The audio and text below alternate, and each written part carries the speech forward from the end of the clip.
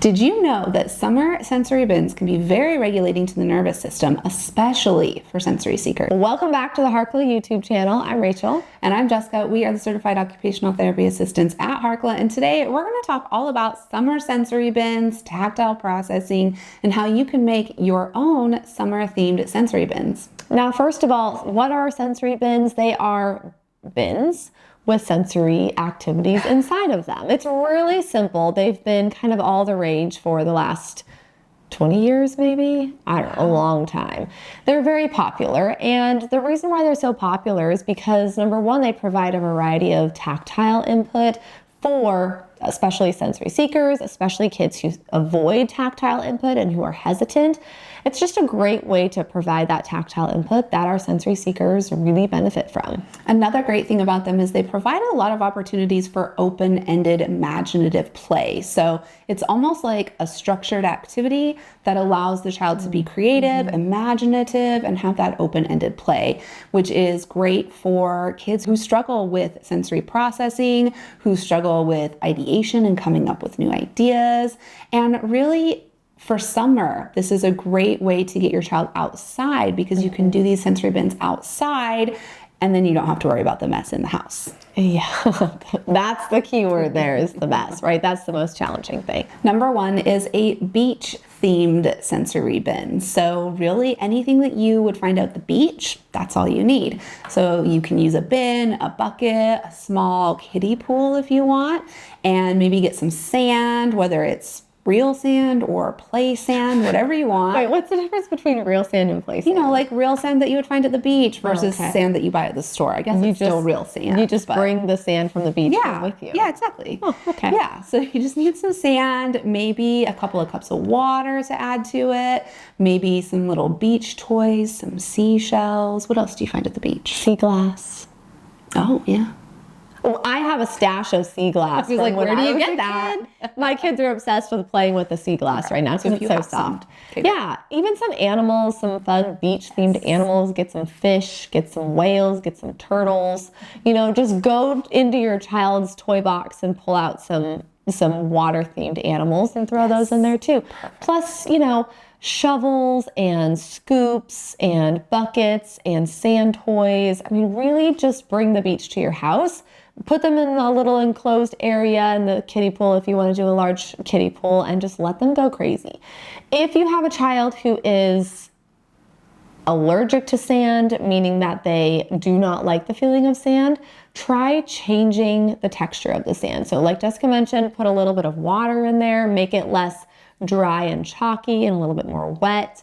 Let them use a barrier, put gloves on, you know, stay in there fully clothed with their socks on until they get used to the texture and they have a more adaptive response. And that is the great thing about buying different types of sand from the store, is some of the different types of sand might be softer. So those would be good options as well. Yeah. So like, again, Jessica mentioned, it's open-ended, it's a setup activity, but ideally it should be offering them some time to explore and feel and learn and grow. And if you want to include some lessons about the beach and the animals and the sand and how sea glass is made and what animals live inside the seashells, you can go as crazy as you want, or you can sit down and drink your coffee in peace for a few minutes. There you go.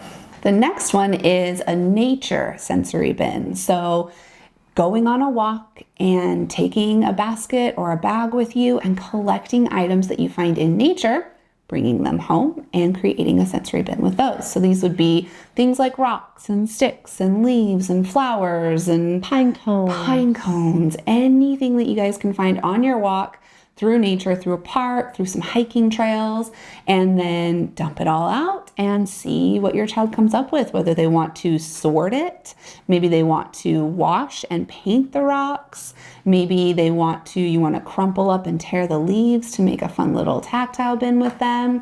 Go crazy. Yeah, and I like to use the base for this one as just dirt. So grab a shovel and fill up your bin, your bucket, your kiddie pool with dirt.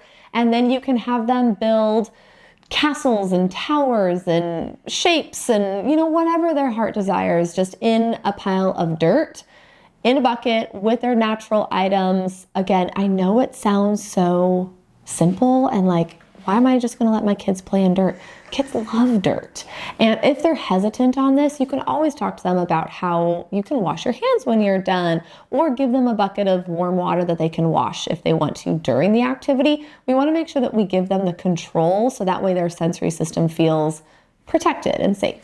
This would be a good one to add some toy bugs and insects to, and maybe have a little plastic bug catcher and a magnifying glass, and you can do some little sciencey things about talking about the different bugs, and how bugs have different number of legs, and some fly and some don't, and just whatever you want with that. But do think adding the little toy bugs can be a huge game changer for that one. Plus, if you're feeling frisky and the weather is terrible and you want to bring this activity inside, it's a great way to bring nature inside. But again, if you don't want your house to be completely destroyed, keep it outside. Yeah. But the possibilities are endless. All right, the next activity is one of our all-time favorites that we do at home and in the clinic setting, and it's really just frozen exploration. Frozen exploration. Think about that. So what we're going to do is we are going to grab a plastic bin or bucket. We're going to put some animals in it, some toys, some trinkets, things that are water safe. We're going to slap that in the freezer. Or, my personal favorite, we're going to take some balloons and put little treasures and toys inside of the balloons, which, be careful, it can be kind of tricky, and fill the balloons with water, tie them up, and stick those water balloon balls in the freezer. You could also do this with ice cube trays. Or ice cube trays. Yep. I forgot about ice cube trays. Yep. So what you're going to do is once they're frozen, you're going to take them out, and you'll obviously cut the balloons off, so that way you just have like these frozen water balls. Take the bin out, dump it out outside so you have this big ice block. Take the ice cube tray out again, pop those ice cubes out. And you're going to allow your child to use some tools if they're safe, some squirt guns, some of the, not a turkey baster, but the smaller syringe. The eyedropper. Yep. And give them a hammer, give them whatever tools they want to try and rescue the animals or save the animals, or just help the treasures escape. And kids go crazy for real life tools that they get to use. Sure. And just feeling like they are saving these animals and they're working so hard. It's really fun. My kids love this in the clinic. This is a really good activity, yes. And this is a good one to have your child help with the setup. So they should be helping to put everything together in the water and put it in the freezer, and then they can check on it the next day to see if it's frozen and ready to get taken out. Yes, but again, really simple, gives you some good time to sit down and have your coffee, get a little work done, throw your feet up, and let them explore. Next is what we like to call garden sensory soup. And so this is a really fun one to engage the olfactory system, or your sense of smell. What you're going to do is get a bucket or a bowl, maybe a large pot. You can fill it up with water, and then you're going to start adding some different materials to it, some different herbs, some different smelling seasonings. I almost lost my words there. Some different seasonings to it. Maybe encourage your child to go find some flowers to add to it. And you're going to just mix it up, and you're going to have your child make their sensory soup. Yeah, and again, this goes hand in hand with like a mud kitchen. If you have a mud kitchen set up, or this can be the start of your mud kitchen, just having tools and utensils and pots and pans and just things that they can use on their own, but they feel like they're adults, is so fun. Some wooden spoons, they can mix up the potion, they can feed it to you for pretend. Again, it seems really simple, but we are tapping into so many senses simultaneously, and it lets them get messy in a controlled way. But always have that clean water bucket available so that way they can wash their hands if they feel uncomfortable at any moment. And make sure that you include cleanup for all of these activities into the session or the activity that you're doing as well. Talk about what the area should look like when it's all done and cleaning up, and where things go, and turn on the cleanup song or take a break before you clean up. But make sure that they are involved in the cleaning process as much as possible. Yes. All right, if you liked these ideas, if you're gonna try them, if you have other sensory bin activity ideas that you're doing this summer, let us know in the comments. Share with everyone else who's watching this video. Also, make sure you click the like button, share this video with a friend, and subscribe to our YouTube channel. Yep, we do have more helpful videos to get you through the summer coming your way, so make sure you stay tuned. Don't forget to listen to our podcast, All Things Sensory by Harkla.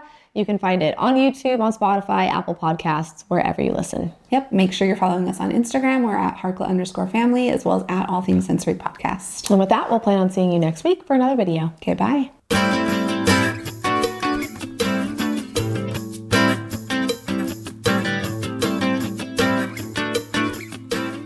Hi there, I'm Rachel. And I'm Jessica.